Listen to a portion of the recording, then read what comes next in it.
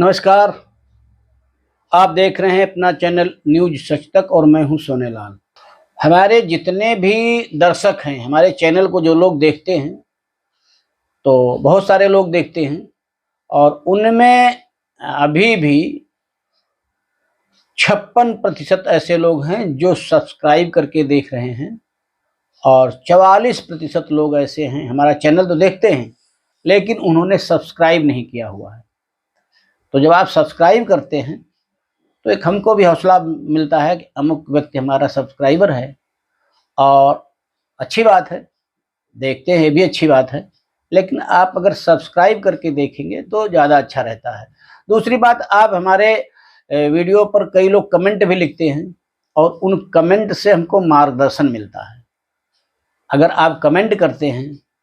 आप हमारी आलोचना भी करते हैं, कई लोग हैं आलोचना भी करते हैं, वो भी हमें स्वीकार्य हैं, क्योंकि हम मानते हैं कि जो आलोचना आपने की है तो आपने अपने अनुभव से की है और मैं उस आलोचना जो आपने की है उसमें सुधार करने की कोशिश वीडियो दर वीडियो कर रहा हूँ। तो इसलिए आप अपने कमेंट ज़रूर लिखें, जो भी आपके मन में आता हो, आपके ने जो वीडियो देखा उसके प्रति और उसकी जो विषय वस्तु है उसके प्रति आपके मन में जो विचार हों उनको आप कमेंट बॉक्स में ज़रूर लिखें। आज हम बात करेंगे संगठनों के ऊपर, और संगठनों में भी जो उनका जो नेतृत्व करता होता है उसके एक कदम इधर उधर बढ़ाने से ही संगठन में आपसी दूरियां पड़ती हैं और कई बार ऐसा भी होता है जब संगठन टूट जाते हैं। शुरुआती समय में जब संगठन बनता है तो हर संगठन का कार्यकर्ता वो संगठन करता होता है और सबको यह चिंता होती है कि संगठन की सदस्य संख्या कैसे बढ़े, सदस्य आगे कैसे बढ़े, और सदस्य ये भी सोचते हैं कि जो संगठन ने उद्देश्य से लिया है या उसने जो करने की ठानी है वो लक्ष्य को कैसे प्राप्त किया जाए। और ऐसा करते हुए सभी सदस्य संगठन के उस संगठन को आगे बढ़ाने में, सदस्य संख्या बढ़ाने में अपना जी जान से जुट जाते हैं। संगठन चलता रहता है, संगठन का आकार बढ़ता है, आकार बढ़ने के साथ में ही फिर किसी को जिम्मेदारियां दी जाती हैं और जिम्मेदारियां जब मिलती हैं तो वहां पर फिर दो प्रकार की धाराएं निकल करके आती हैं। एक तो इस प्रकार का प्रवाह होता है कि लोग संगठन के लिए ही कार्य करने के लिए उद्धत होते हैं, और दूसरा वर्ग ऐसा भी होता है जो संगठन में अपना लाभ सोचता है। अब अपना लाभ हमेशा आर्थिक हो ऐसा नहीं होता है, कई बार ऐसा होता है कि लोग ख्याति प्राप्त करने के लिए भी संगठन में होते हैं और उनका पूरा फोकस इस बात पर होता है कि हमको लोग संगठन में कैसे जाने, हमको लोग संगठन में कैसे माने, और मैं भी संगठन में हूं, ऐसा लोगों को आभास हो। और इस चक्कर में जब लोग पढ़ने लगते हैं तो संगठन का लाभ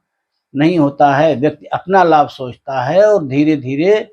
संगठन को नुकसान पहुंचने लगता है।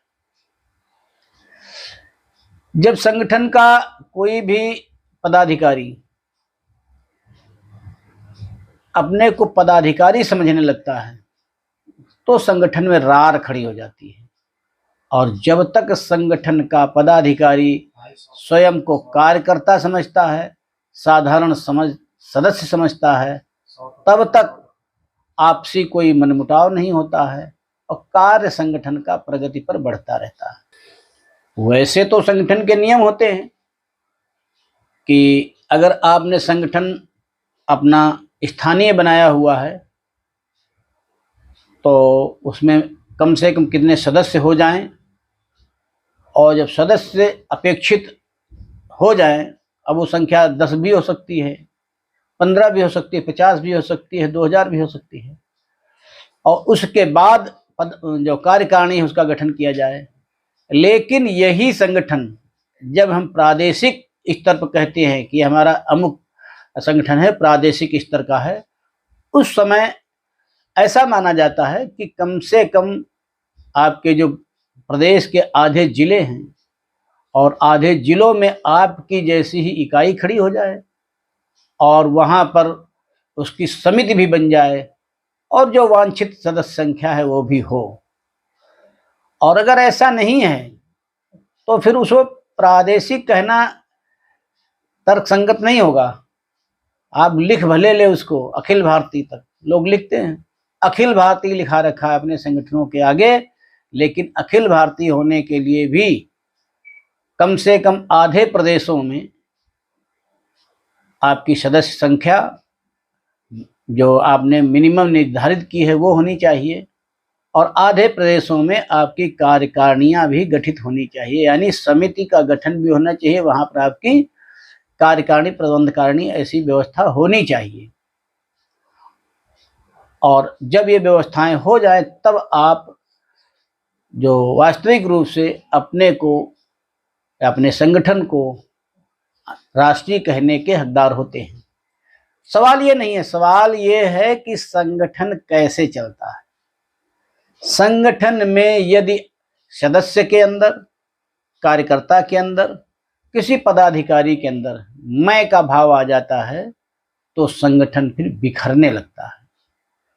किसी भी संगठन को चलाने के लिए आप सदस्य तो सभी होते हैं, उसके सदस्य हैं, कार्यकारिणी के पदाधिकारी बाद में हैं। और ये बात याद रखिए, अगर आप किसी भी संस्था के, किसी भी संगठन के जब तक आप कार्यकर्ता बने रहते हैं तब तक ही आप उपयोगी रहते हैं। नहीं तो जब आप पदाधिकारी बन गए और आपके मन का कार्यकर्तापन जहां अलग हुआ तो संगठन के लिए आपकी उपयोगिता भी कम हो जाएगी। कई बार ऐसा होता है,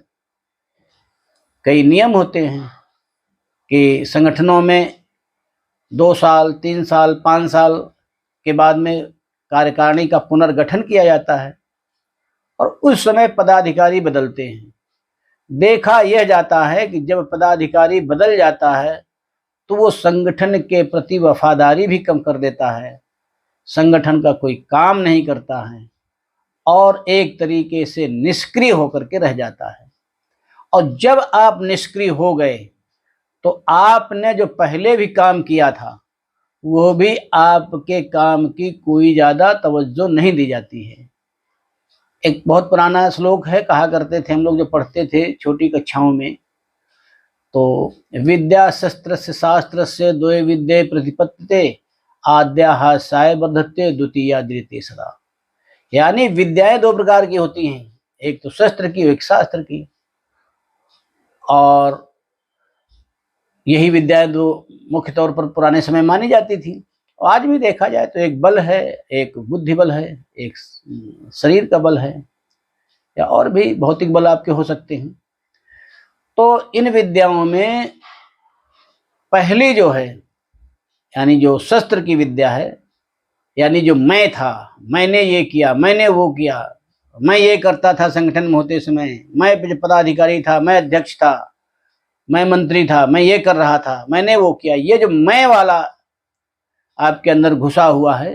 ये आपके हथियार हैं। मैं जो आपका हथियार है, और इसको जो है जब बुढ़ापा आ जाता है, बुढ़ापा का मतलब ये है कि अगर आप संगठन से अलग हो जाते हैं तो ये हंसी का कारण बनता है। द्वितीय द्वितीय सदा, यानी दूसरी विद्या जो शस्त्र की है, अगर आप संगठन के बारे में पूरी जानकारी रखते हैं और संगठन के लिए समर्पित रहते हैं, आपके पास किसी प्रकार का उत्तरदायित्व तो भले ना ही हो, लेकिन आपको हमेशा चिंता लगी रहती हो कि हमारा संगठन कैसे चल रहा है, कैसे चलना चाहिए, इसमें क्या सुधार की आवश्यकता है। तो ये आपके अंदर अगर शास्त्र की विद्या, यानी आप दूसरे को कुछ बताने की, आपके अंदर बताने की क्षमता है, मार्गदर्शन करने की क्षमता है, तो आप संगठन में कितने भी बुजुर्ग हो जाएंगे, आपकी उपयोगिता बनी रहेगी। तो होता क्या है कि हम, जो मैंने पहले बताया कि जो हमारा संगठन से जब उत्तरदायित्व खत्म होता है तो हमारा कार्यकर्तापन भी खत्म हो जाता है। अपने कार्यकर्तापन को संगठन से नहीं खत्म करना है, अपना कार्यकर्ता संगठन के लिए हमेशा जिंदा रखना है। अगर आप ऐसा करते रहेंगे तो आप, चाहे आपकी जितनी भी उम्र हो गई हो, आप संगठन में किसी भी ओहदे पर हो या ना हो, लेकिन आपकी उपयोगिता जो है संगठन को हमेशा बनी रहेगी। तो आज के इस अंक में बस इतना ही।